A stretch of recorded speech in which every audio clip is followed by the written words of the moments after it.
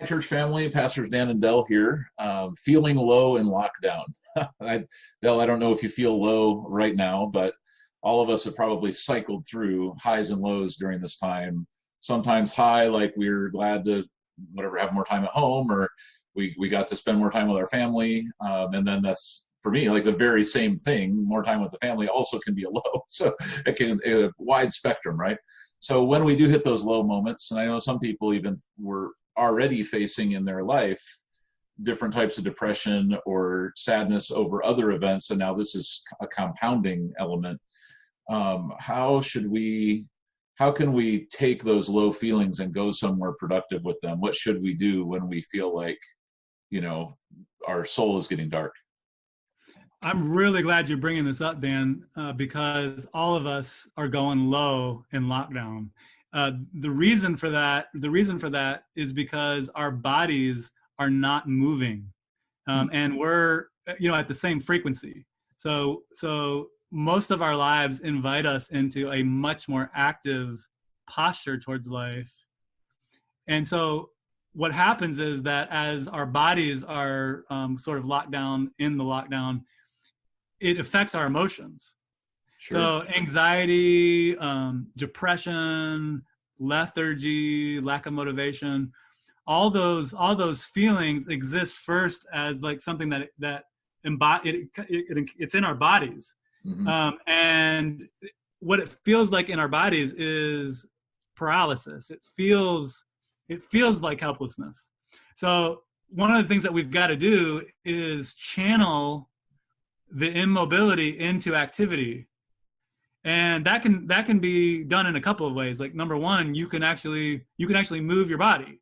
So getting up and taking short 5 to 10 minute walks several times a day is more than just clearing your head. It's activating your body, and when you do that, you're dispelling some of that low feeling Hmm. from your body just by moving it. And so changing locations in your house, like if you're just sitting in one place on the couch or in a bedroom for hours at a time, it's going to induce and invite like low feelings because you need to move. So sometimes just moving your workstations or that kind of thing can really help. And then secondly, when you're just reflecting on how helpless you feel, it can become a self-reinforcing cycle.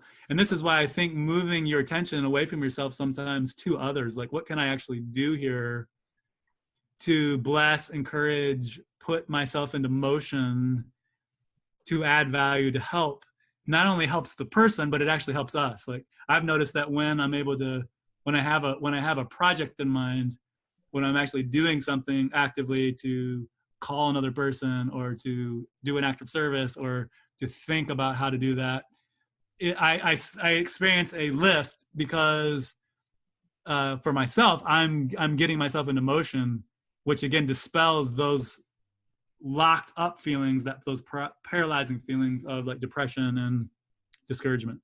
Yeah, that plays well into the message that we're going to be sharing on Sunday. That our we've been talking about what we're made for, what our identity, just as human beings, what did God create us to do and to be, and that we were actually made to care. And by kind of like you're saying, if you take some time to really think of others, you're tapping into that aspect of your purpose in life, and that gives you a lift because you feel like you're accomplishing something that's really valuable. And it's not just a feeling. I mean, it really is valuable. That is part of why God made you, was to have dynamic relationships and others where you invest into them and care about them. Um, I was thinking about how often when I am catching up with someone, everybody always starts with, hey, like how are you holding up, or how are you doing during this time? And it's really tempting to jump to complaints quickly. Here's all the things that are wrong. Here's the struggle in my marriage, the struggle with my kids, frustration with the job, frustration with the government, all of that. Turning some of that, instead of letting my first words be complaining, to be instead thinking like, how could I encourage the person on the other side of the phone? How could I add value to them? That might change the spirit of some of our conversations. Love it. Yeah. So maybe some marching orders for us could be to change your complaints into encouragements. Get up, move around a little bit, and think about how you could use part of your day to invest in other people. And even though that doesn't fix the problems that you might legitimately have, of course, but it releases something else. Like you say, we're channeling that energy that maybe we otherwise would have just spent all focused inwardly, taking us even lower than we started, and turning that back out toward others, and that'll give us a lift during lockdown. So, yeah. Well, thanks, Del, for hanging out with us today, and we'll look forward to seeing you again soon.